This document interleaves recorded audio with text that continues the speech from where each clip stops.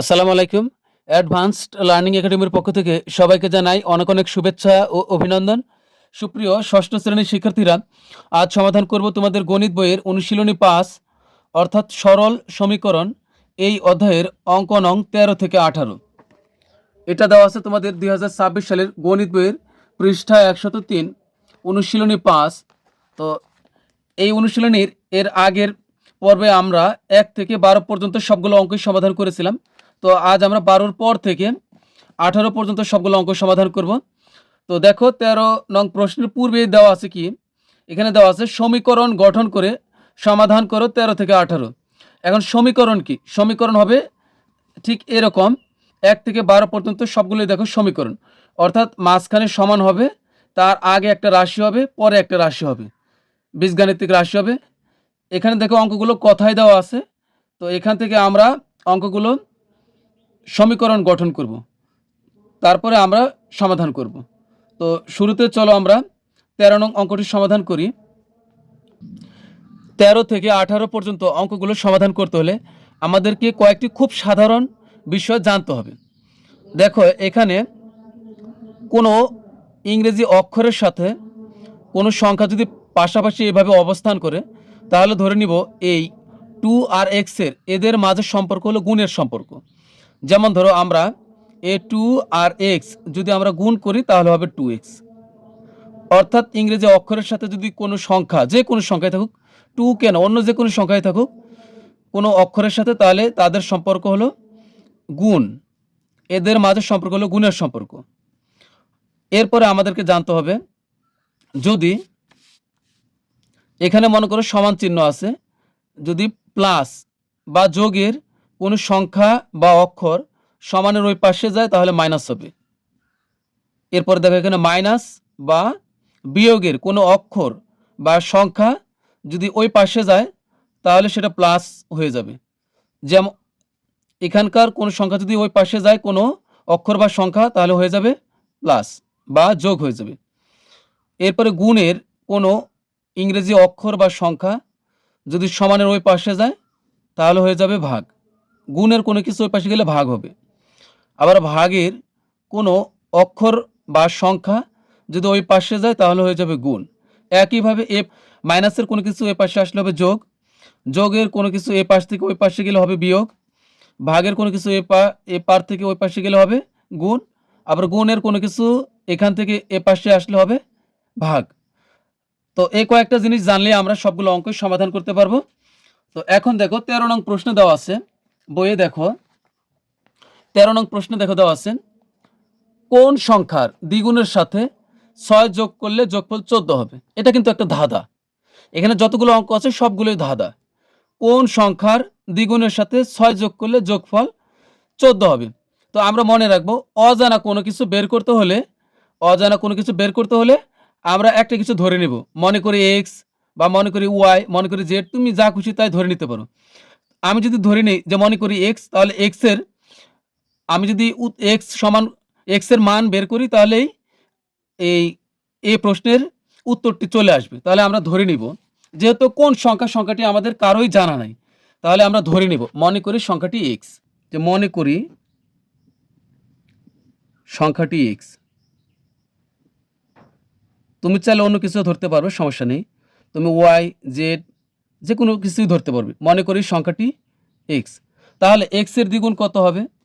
এক্সের দ্বিগুণ অবশ্যই হবে 2x। এক্সের দ্বিগুণ কত? দ্বিগুণ মানে হলো 2 গুণ, অর্থাৎ এক্সের সাথে যদি আমরা 2 গুণ করি তাহলে হবে 2x। সবসময় গুণ করলে সংখ্যাটা আগে বসে, x2 কখনো লেখা যাবে না। তবে তাহলে এখানে হবে 2x, অথবা 2 আর x গুণ করলে হবে 2x। দ্বিগুণ মানে হলো 2 গুণ। তাহলে এখন লিখবো প্রশ্ন মতে, তুমি চাইলে শর্ত মতে লিখতে পারবে। তো প্রশ্ন মতে দিয়ে এখন এই প্রশ্নের সাথে মিল রেখে আমরা কাজ করব। তো এখানে বলছে কোন সংখ্যার দ্বিগুণের সাথে 6 যোগ করলে, তাহলে সংখ্যাটা আমরা ধরে নিচ্ছি x, তাহলে x এর দ্বিগুণ কত? 2x। x এর দ্বিগুণের সাথেই 6 যোগ করতে হবে, 6 যোগ করলে কত হবে? 14 হবে। এই 14 হলো, এইটাই কিন্তু আমাদের সমীকরণ গঠন হয়ে গেল। এখানে একটা রাশি সমানের পাশে রাশি, এই 14 একটা রাশি, এখানে 2x প্লাস 6 মিলে একটা রাশি, দুই পাশে দুইটা রাশি হলো আর মাঝখানে সমান চিহ্ন হলো, এটার নামই হলো সমীকরণ। তো আগে আমি বলেছি তো এখন আমরা বা দিব। আগে আমি কি বলেছি যে কোনো আমাদের এই অঙ্কের এখানে আমরা কি করব, a2x এখানে রেখে দিব আর সংখ্যাগুলো সবসময় হাতের ডান দিকে পাঠিয়ে দিব।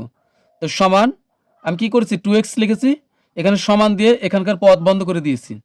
এখানে আর 6 আমরা লিখবো না, 6টাকে লিখবো ওই পাশে, তবে আগে সমানের ওই পাশে যে 14 আগে তাকে আমরা প্রথমে লিখবো, মনে রাখবো। এখন এই 6 এ প্লাস 6 যদি আমরা ওই পাশে পাঠিয়ে দিয়ে হয়ে যাবে কি -6। আমি আগেই বলেছি এই পাশ থেকে ওই পাশে প্লাসের কোনো কিছু ওই পাশে গেলে হয়ে যাবে মাইনাস, আর মাইনাসের কোনো কিছু ওই পাশে গেলে হবে প্লাস, আর গুণের কোনো কিছু ওই পাশে গেলে হয়ে যাবে ভাগ।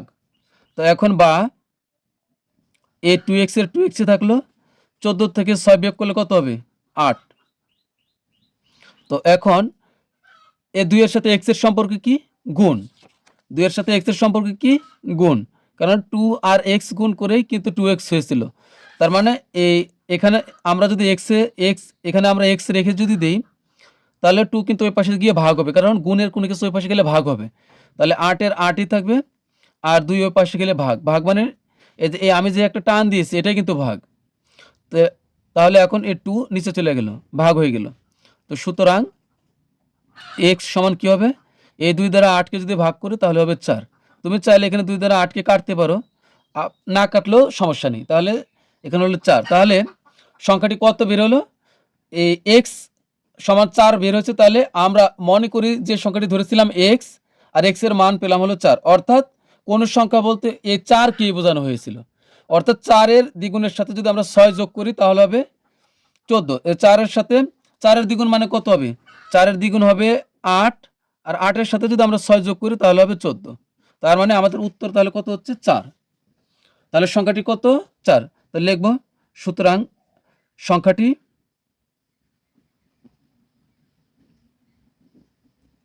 4।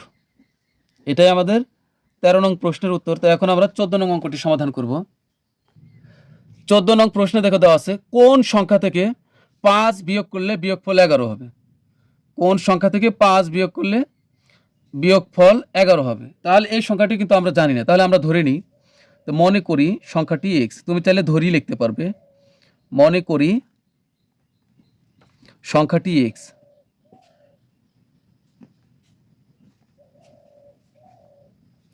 x। তাহলে এখন লিখব প্রশ্ন মতে,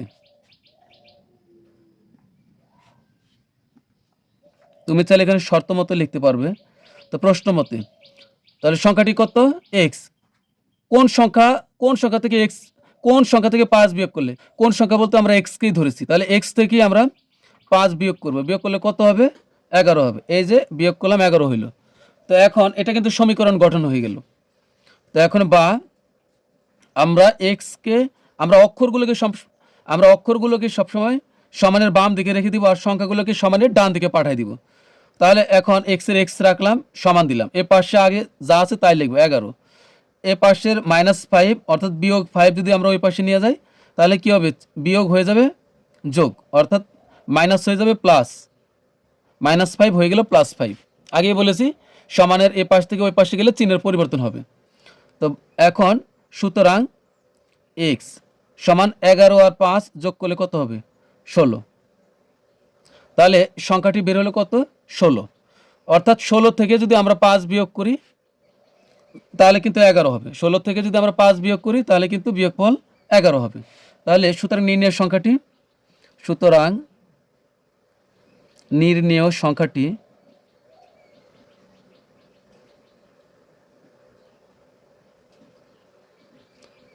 হলো 16। তো এটাই আমাদের অ্যান্সার। 15 নং প্রশ্নে দেখা দেওয়া আছে কোন সংখ্যার 7 গুণ সমান 21 হবে। তাহলে কোন সংখ্যা, মনে করি সংখ্যাটি x, আর x এর সাথে 7 গুণ করলে কত হবে 7x, আর 7x সমান হবে 21। তাহলে ধরে নিই মনে করি সংখ্যাটি x, মনে করি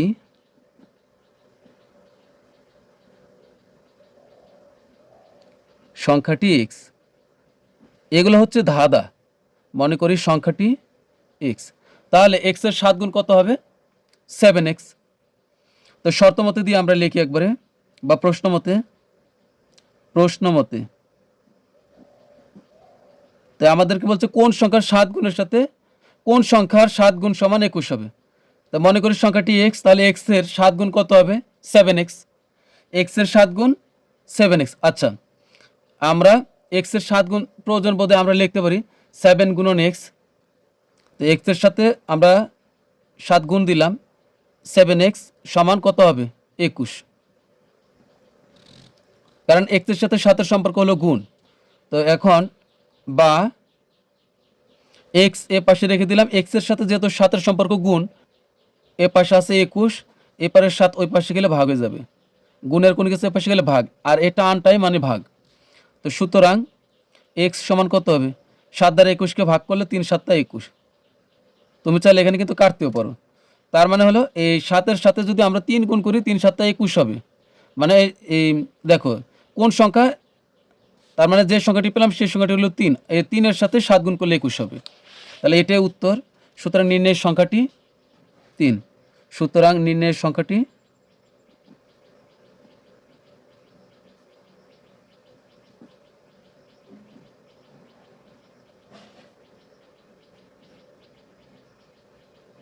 এখন 16 নং অঙ্কটি সমাধান করব। 16 নং প্রশ্নে দেখা দেওয়া আছে কোন সংখ্যার 4 গুণের সাথে 3 যোগ করলে যোগফল 23 হবে। তো সংখ্যাটি আমরা কত জানি না, তো আমরা ধরে নিই, মনে করি সংখ্যাটি এক্স, আর এক্স এর 4 গুণের সাথে 3 যোগ করলে যোগফল 23 হবে। তো মনে করি সংখ্যাটি এক্স,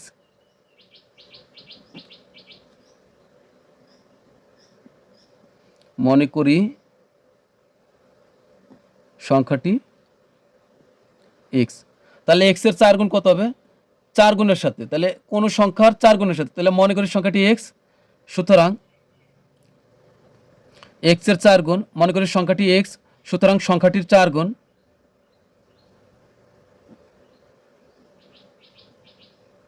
সংখ্যাটির 4 গুণ সমান কত হবে? 4 গুণ সমান হবে 4x। এই যে 4x হবে, কারণ x এর 4 গুণ হবে 4x। তুমি এটা এখানে লিখলেও হবে, না লিখলেও সমস্যা নেই, এই লাইনটা তুমি লিখলেও হবে, না লিখলেও সমস্যা নেই। মোট কথা হলো যে প্রশ্ন মতে এখানে গিয়ে তোমাকে অবশ্যই লিখতে হবে। তো প্রশ্ন মতে বলছে কোন সংখ্যার 4 গুণের সাথে, তাই যে 4 গুণের সাথে কত যোগ করতে হবে? 3। এই যে 4 গুণের সাথে আমরা 3 যোগ করলাম, যোগ করলে কত হবে? যোগফল হবে 23, হলো 23। এটা আমাদের সমীকরণ গঠন হয়ে গেল।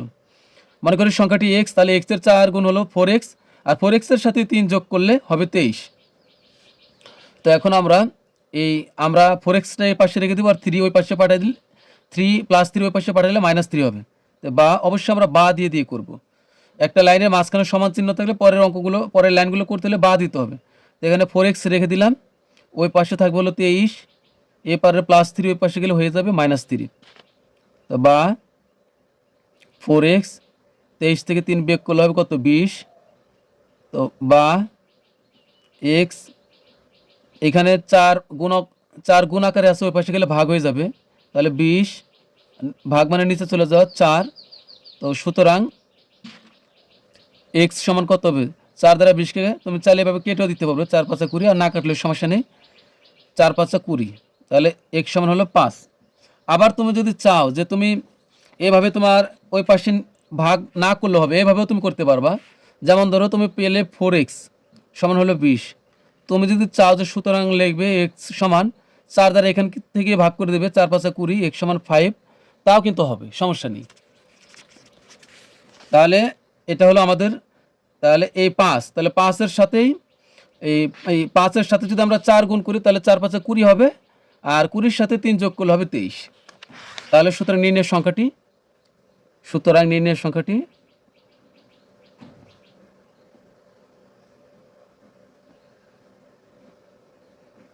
5, এটাই আমাদের অ্যান্সার। তো এখন 17 নং প্রশ্নে দেখো দেওয়া আছে একটি কলমের দাম যত টাকা তা থেকে 2 টাকা কম হলে দাম হতো 10 টাকা, কলমটির দাম কত? তা আমরা কলমটির দাম জানি না, তাহলে আমরা ধরে নিই, মনে করি কলমটির দাম x টাকা।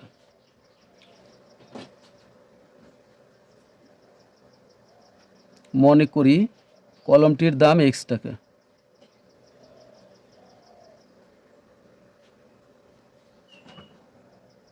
দাম x টাকা।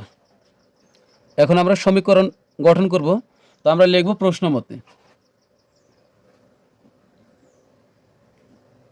প্রশ্ন মতে একটি কলমের দাম যত টাকা, কত টাকা আমরা ধরিয়ে নিয়েছি কলমটির দাম এক্স টাকা, তাহলে কলমটির দাম হলো এক্স টাকা।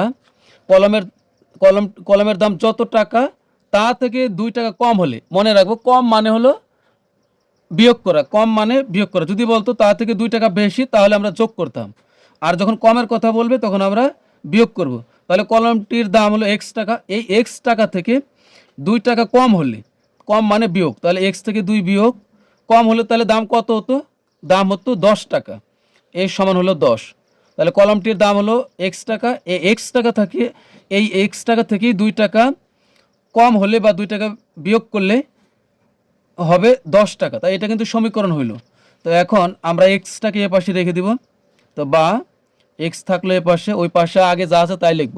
10 এ পাশের -2 এ পাশে গেলে হয়ে যাবে +2। তো সুতরাং এক্স সমান তাহলে কত হবে? 10 আর 2 যোগ করলে হবে 12। দেখো এই 12 থেকে যদি 2 টাকা বিয়োগ করা হয়, 2 টাকা কম হয়, তাহলে কিন্তু 10 টাকা হচ্ছে। তাহলে সুতরাং নির্ণয়ের সংখ্যা না, সুতরাং নির্ণয় কলমের দাম 12 টাকা। সুতরাং কলমটির দাম, সুতরাং কলমটির দাম 12 টাকা। 18 নং প্রশ্ন দেখে দেওয়া আছে, কণিকার কাছে যতগুলো চকলেট আছে তার 4 গুণ চকলেট আছে মনিকার কাছে। অর্থাৎ কণিকার কম আছে, মনিকার বেশি আছে। দুইজনের চকলেট একত্রে, একত্রে মানে হলো যোগ করলে, একত্রে মানে যোগ করলে, একত্রে 25টি চকলেট আছে, মানে দুইজনের একত্রে 25টি চকলেট আছে। কণিকার কতগুলো চকলেট আছে? তাহলে এখন আমরা কণিকার চকলেট কতগুলো তা আমরা জানি না, তাহলে ধরে নিব, মনে করি কণিকার চকলেট আছে এক্সটি। তাহলে যদি আমরা ধরে নেই, মনে করি কণিকার চকলেট আছে এক্সটি, তাহলে মনিকার চকলেট হবে কতগুলো? 4xটি। কারণ কণিকার যা থাকবে মনিকার থাকবে তার 4 গুণ। তাহলে কণিকার যদি থাকে এক্সটি চকলেট, তাহলে মনিকার থাকবে 4xটি চকলেট। তাহলে আমরা ধরে নিই, মনে করি কণিকার চকলেট আছে এক্সটি। তো মনে করি, তা আমরা লিখব মনে করি কণিকার আছে এক্সটি চকলেট। মনিকা না, কণিকা যার কম আছে তারটা আগে লিখব। মনে করি কণিকার আছে এক্সটি চকলেট। তুমি চাইলে এটাও লিখতে পারবে, মনে করি কণিকার চকলেট আছে এক্সটি, তাহলে লিখলে হবে। তো এখন কণিকার যদি থাকে এক্সটি, তাহলে মনিকার কতগুলো থাকবে? তাহলে তার 4 গুণ। তাহলে সুতরাং মনিকার আছে,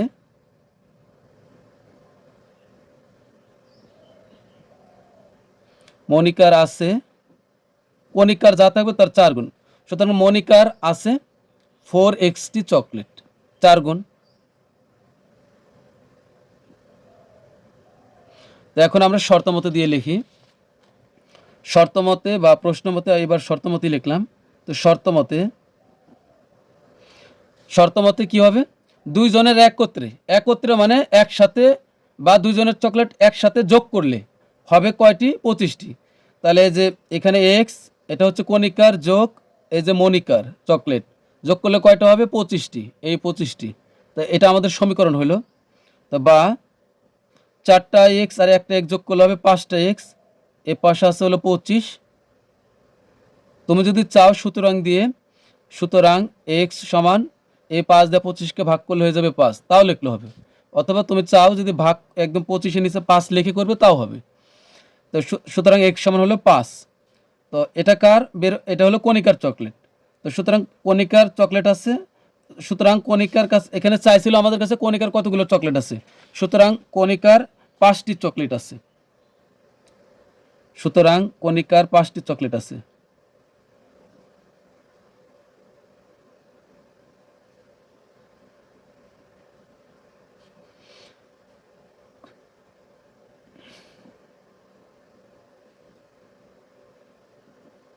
এটাই আমাদের 18 নং প্রশ্নের উত্তর। তো প্রিয় শিক্ষার্থীরা, আজকের মতো আমাদের ক্লাস এখানে শেষ, তবে পরবর্তী ক্লাসে আমরা সমাধান করব। এর পরবর্তী পর্বে আমরা সমাধান করব নমুনা প্রশ্ন, এই যে সৃজনশীল প্রশ্ন আছে। তো পরবর্তী ক্লাস দেখার আমন্ত্রণ জানিয়ে তোমাদের কাছ থেকে বিদায় নিচ্ছি। সবাই ভালো থাকবে, সুস্থ থাকবে। আল্লাহ হাফিজ।